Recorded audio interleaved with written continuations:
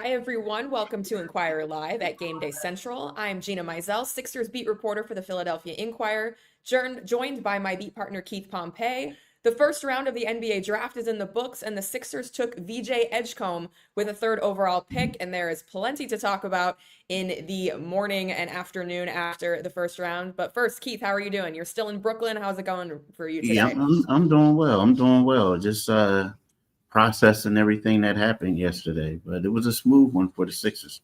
Yeah, absolutely. So let's get right into it. Let's not waste any time. Obviously, the big storyline heading into this draft from a Sixers perspective, and honestly from an NBA perspective too, is what the Sixers would do at number three. Would they take VJ Edgecombe or would they take Ace Bailey? Maybe possibly would they trade down? They end up going with Edgecombe.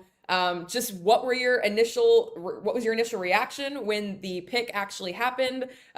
Being on the scene last night, just were you surprised? Did you think this is where it was going to lean? Just when the pick finally comes in and the uncertainty and the suspense was over, what was your reaction to it?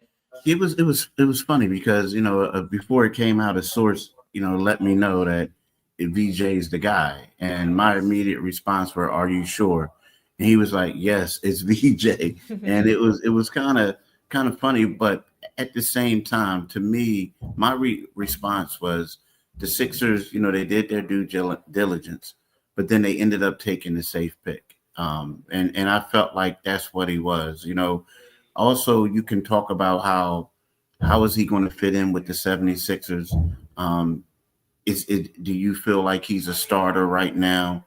Do you feel like they could have moved back? But when you actually break it all down, Gina, I feel like picking him was the safest thing that they could do, because if you did make a trade, there was no chance that there wasn't a guarantee, rather, that you would get the player that you wanted, right? So that was the good thing. And then also there were some concerns with Ace Bailey.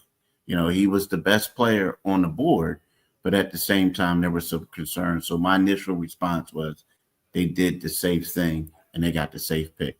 Yeah, I also was not surprised just given all of the stuff around Ace Bailey, not just the last maybe week or so, but also even going back to his one season at Rutgers. But yeah, let's kind of touch on some of that because that's why Edgecombe was regarded more as the safe pick.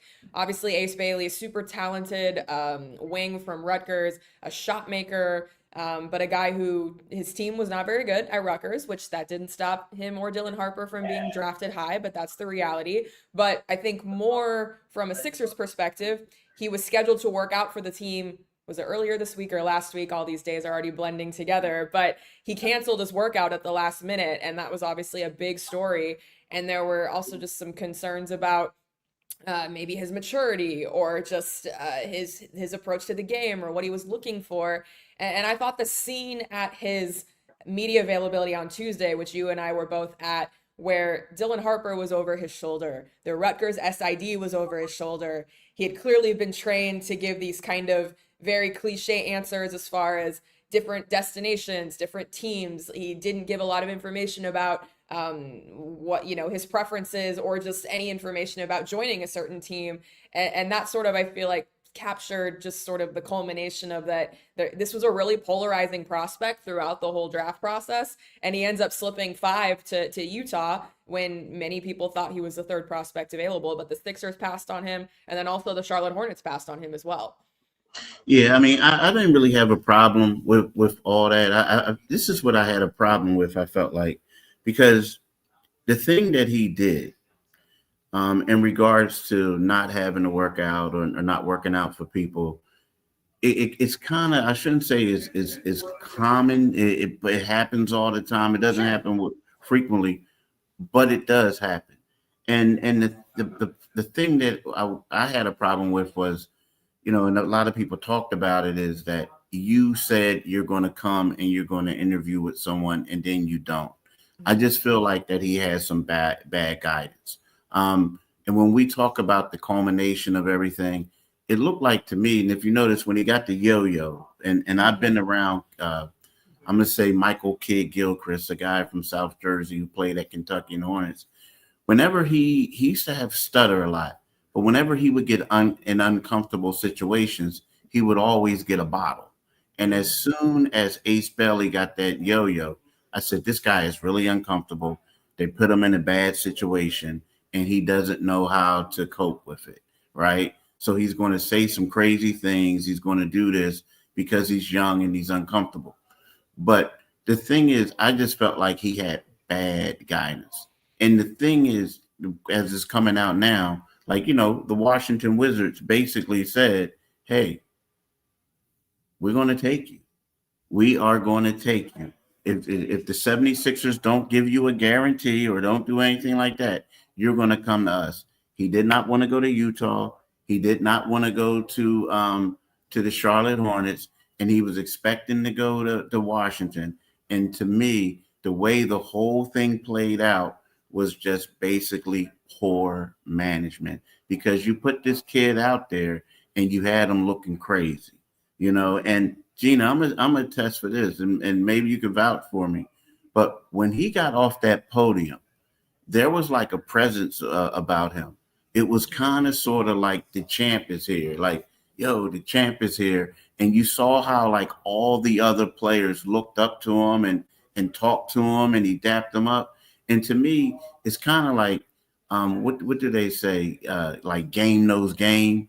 It's kind of one of those things where those players looked at him and knew that he was the one, right? So he has this presence and he's probably going to have a great career. But the way that his agency threw him out there is, to me, it was extremely disappointing, because I feel like if he would have came to Philadelphia, people in Philly would have loved him, right? They just would have. And I just, I don't know. I'm sorry, but I'm just mind boggled by how they just messed it up. And he did not want to go to Utah, and he ended up in Utah. And then the same way, let's just talk about VJ. VJ is a delightful young man. He's up there crying. He has inside his liner, he has pictures of everyone in his family. He's talking about his village. It just seemed like the way that these both people played it was just the opposite. And now VJ is playing for the Sixers, going to make $50 million, while the other guy lost $11 million. So it's just crazy. Yeah. No, in my, limited interactions with both of those guys, both, throughout the pre-draft process, or talking to guys that either coached them or knew them or whatnot, it's like you can tell nobody said that Ace Bailey's like a bad kid. And again, sometimes we have to remember that these are 18, 19-year-old kids, played 1 year of college, but can't even have a legal drink yet. They're still kids in a lot of ways. And in some ways, it feels like Ace kind of acts his age a little bit. And I don't even mean that as like a disrespectful or condescending thing at all. And so you need the right people around you to help guide you through this whole process when a huge spotlight is on you, a lot of pressure is on you. Everyone is tracking your every move and scrutinizing your game and social media and like all the stuff that comes with this. And I agree with you that it would have been one thing if he would have just said, I'm not working out for anybody. Sorry, I'm not doing it. But because I'm sure we were in a similar boat in that, people were wanting to tell us that no, he's coming to Philly. He's coming to Philly. He's still planning on it. He hasn't telegraphed anything to us.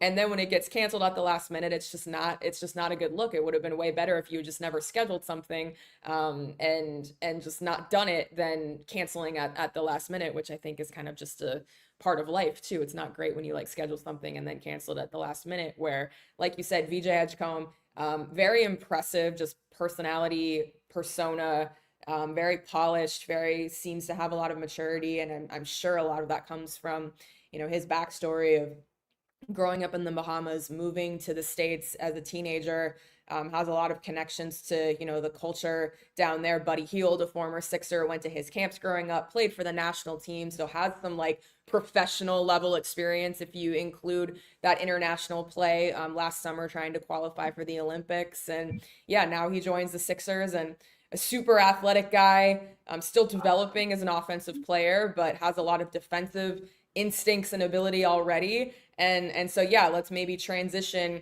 into the guy that the Sixers did get, which is Edgecombe. So you sort of just touched on it, but how do you immediately see Edgecombe fitting in with this team that, again, thinks that if Joel Embiid and Paul George are healthy for a whole season, think if they have their full squad, are going to be right back in the mix in the Eastern Conference, which, given a lot of stuff that's happened in the East during the playoffs with injuries and just the way the conference looks now, it doesn't seem completely far-fetched if all those things happen. But this is a backcourt that already has a lot of young, talented players in Tyrese Maxey and Jared McCain. You add VJ Edgecombe to this mix.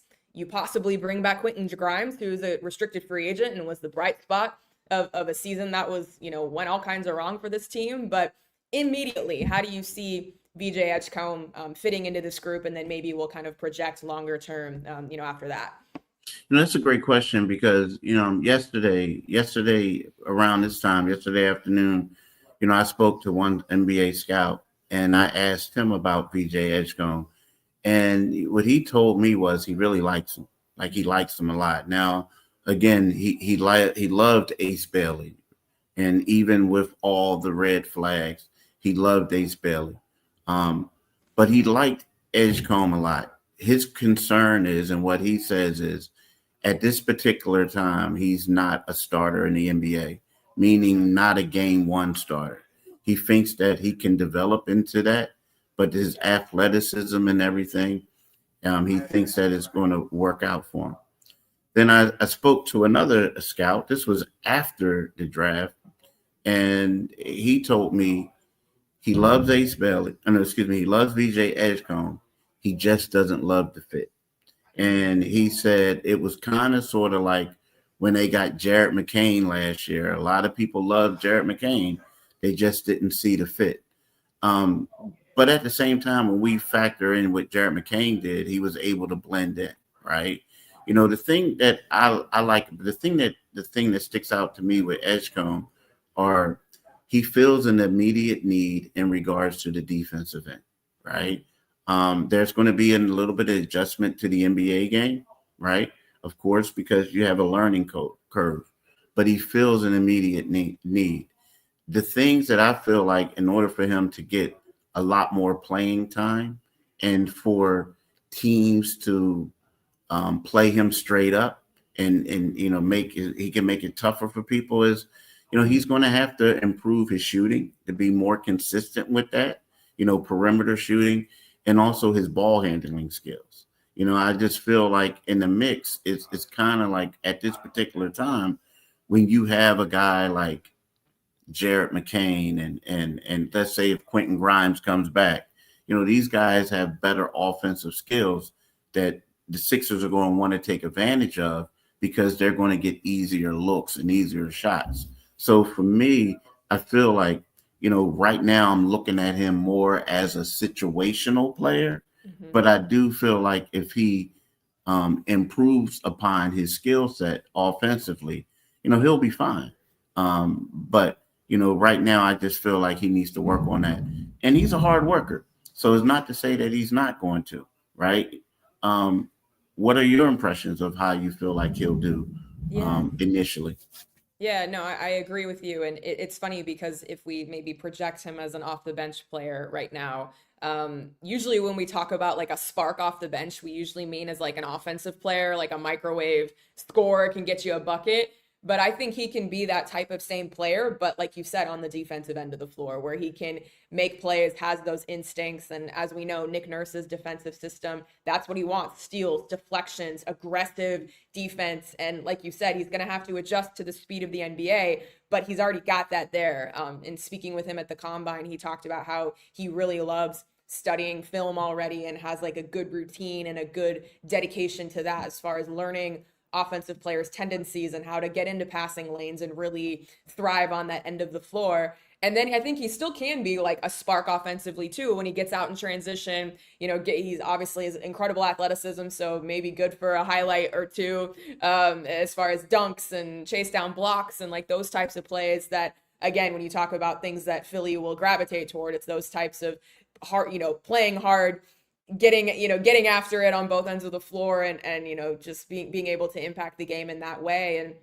And yeah, I mean, he's played on the ball at Baylor a little bit, obviously with the national team as well. And so he's got a little bit of experience with that. But the fact that he's not coming in and needing to do that right away, I think gives him a little bit of leeway to work on those skills, whether it's the ball handling, the distributing, playing out of the pick and roll, all those types of things. Then yeah, he doesn't have that quite now, but that doesn't mean that he won't. And I mean, you even look at someone like Jared McCain, who we didn't really realize at this time last year could play point guard, and like actually really developed quite a bit in a short amount of time before the injury last year. So I'm not saying that VJ Edgecombe is going to be able to do the same thing, but that they're just because someone hasn't done it consistently doesn't mean they can't eventually do it. So yeah, there's sort of a logjam now, or if you want to be really cynical about it, as far as young guards with this team. But at the same time, there's some different skill sets there, and that was something that when we looked at this team, when the roster sort of started to fall apart last year, you saw the lack of young, dynamic perimeter players, and whether it was acquiring Quentin Grimes at the trade deadline, the development of McCain before he got hurt, and now this draft pick to go along with Tyrese Maxey, you have a lot of really interesting options moving forward, which I think is something that this team at this time last year maybe didn't know that it had, or just hadn't reached a point where it had those types of guys on the roster. Yeah. And so, yeah, so now looking ahead, I mean, you mentioned the Quentin Grimes restricted free agency question. Obviously, there's a few questions, for this team heading into the next part of the offseason after tonight, of course, with the second round of the draft. Not the huge, I guess, lingering, not cloud, but lingering uncertainty as far as the Paul George question, which we had last year. But just the fact that the Sixers take VJ Edgecombe, they keep the pick at number 3 rather than trading down, which there's a financial component to that. Just how do you envision this draft pick, or this part of the draft? Obviously, there's still, we assume, one more pick to go, assuming they don't move off of this pick. Just how do you see that maybe impacting their approach the rest of the offseason and as we, hit free agency on Monday?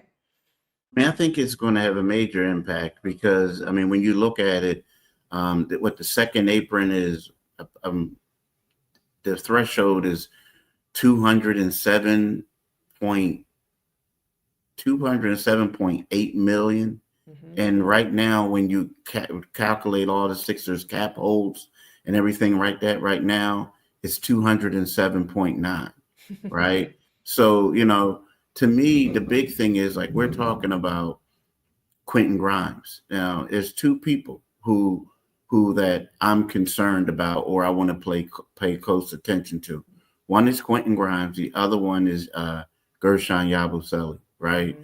So Quentin and the Sixers, they can do whatever they want. Like, they can match any offer, right?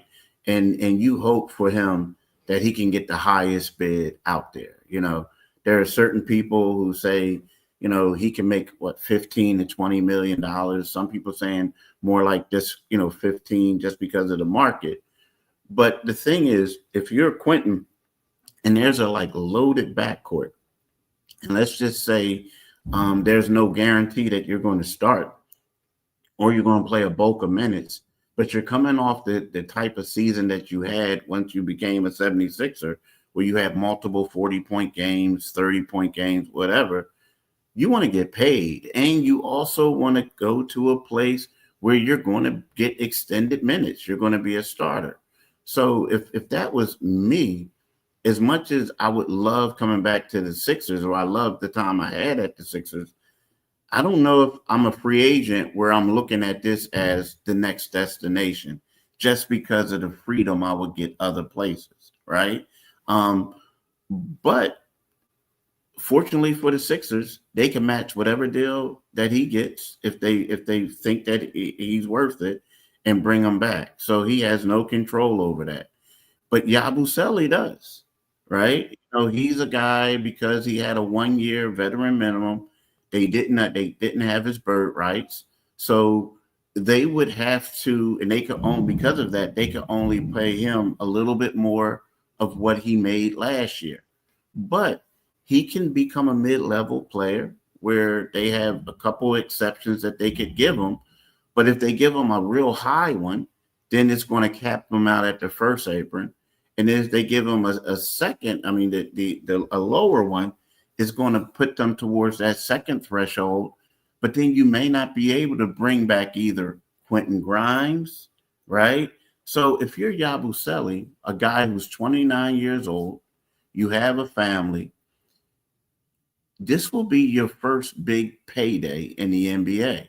So, and I know being a 76er put him on the map, but he has to weigh, do I want to get paid?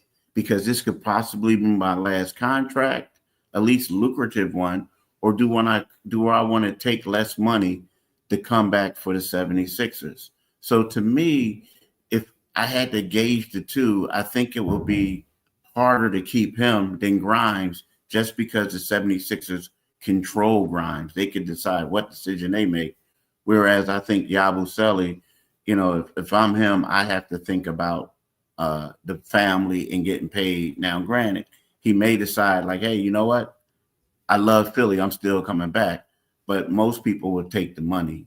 What are your opinions of that? Yeah, no, I agree wholeheartedly with you. And first of all, both of those guys have put themselves in this position because they were great last year. They were arguably the two biggest bright spots of the team for the whole season. Or I guess Quentin Grimes was only here for part of the year, but as far as sustained success for a long period of time, Gershon Yabusele completely, again, we don't have to relitigate his whole journey, but was out of the league for 5 years and playing overseas and playing in China and Europe, and had to get an opportunity during the Olympics that springboarded him back to the NBA and just completely seized his opportunity. And then Quentin Grimes comes over as a guy that's sort of known as a kind of rugged 3-and-D, mostly defensive guy in New York, and then gets traded to Detroit, doesn't play really there, got maybe a little more opportunity in Dallas, but really just showed so much more offensively when he had the ball in his hands and had to be sort of that lead scorer with so many guys hurt. And, obviously, assuming the team is healthy, he was never going to be that focal point again on this team as it's constructed, but certainly showed a lot. And like you said, maybe that entices him to want to go somewhere where he can play a little bit more. But first of all, for those two guys, it's a good problem to have, where it's you've played so well that now you've set yourself up to be able to get a nice pay bump, and certainly would never begrudge anybody for wanting to get the best offer possible or taking the best offer possible in Yabusele's case. But it's going to be really interesting to see, because again, it's not the huge massive move that the Sixers were at the center of last year with the Paul George decision, but these are two guys that were super popular, that were great in the locker room, especially Yabu. I mean, I think we probably talked to him more than any player on the team all of last season, and just really, really appreciative, and could tell, appreciated his opportunity to come back to the league. But it's going to be really interesting to see how this all, plays out, and just what this means for the future of this team. And so again, free agency opens on next Monday. So we literally go draft, free agency. It's such a crazy personnel moving time. But before that, we do have one more round of the draft. The Sixers have the 35th pick right now. They used a trade during the season to reacquire or get a second round pick back, essentially. You are still in Brooklyn. I have returned home to Philly, but any thoughts on whether it's specific players that are still available that maybe we thought could have gone in the first round that are still available in the second round, maybe position groups or skill sets that you think the Sixers will or should target? Just kind of what are you looking for now heading into the second round of the draft, especially considering the Sixers have a higher pick in the second round, much like they had a higher pick in the first round than we're used to in recent years? It's if I was a Sixers fan and I had a wish, the player that I would hope, and he probably won't fall to him, but Rasheer Fleming, the guy from St. Joe's, right? From St. Joe's, from Camden. I mean, wow, can you imagine how great that would be for him? Like living and growing up in Camden and playing for St. Joe's, but you can basically take a bike from your house in Camden to the Sixers practice facility. But to me, I think that of all the guys in the second round, he has the highest upside. I think that he is going to be he's the best player, but I also think he's going to be the first pick. So with that being said, unfortunately, I think the 76ers will probably won't get him. But aside from that, that position, the power forward position, just because we don't know what Yabusele is going to do, right? Mhm. And then also, I would say another center, but at the same time, you have three, and I feel like that's always an option with Joel being hurt. But it's also be something that I feel like maybe they could feel like they can address that in a two-way. Now, again, you can go out there, and there are some centers out there who are available and who are quality ones. But if you have Drummond coming back, you have Joel, you're hopeful that Joel Embiid is going to be better off than what he is. You also have a Dembona who showed us that he can deserve to get more minutes. And yes, I know the 76ers have a need at that spot for another additional guy, but at the same time, they have to fill out a championship roster. So having four centers is not going to do you any good. Now, if Joel Embiid only plays in 40 games, then it's like, slap me. Slap me because I'm saying go get a power forward when they need a center. But at the same time, I do think that the biggest need right now is a power forward, because right now you look at Justin Edwards, who I feel like is a 3-4. He's more of a three. He's versatile. You're not going to have a Dembona, possibly. Paul George, you have him playing the four at times, but that's more so out of necessity and because he's getting older. So I feel like that's the position that they should address. And also, if Fleming should so happen to fall to them, I mean, I think that's like Christmas Day for the 76ers. Yeah, it would be like Justin Edwards 2.0, right? As far as like Oh my gosh. local Yeah. kid done good, Yeah. and his journey even to get to St. Joe's like is a pretty incredible one as well. As far as not a highly recruited kid, developed at St. Joe's, and has put himself in position where, yeah, a lot of people thought he would be a late first round pick, and is still available heading into the second round. So it'd be really interesting to see where he goes off the board, if he is still there for the Sixers or goes off too quickly. Because yeah, it's like there's some guys that are college names that you would have known, the Walter Claytons of the world, the Danny Wolfs of the world, some people thought might slip to the second round. They are off the board. Even someone like a Mhm. Drake Powell from North Carolina, like there were some guys that were taken later on in the first round that are no longer available. So it will be fascinating to see what the Sixers do tonight and what this sets up moving forward. But at least for now, the long national nightmare is over as far as what would the Sixers do at number 3.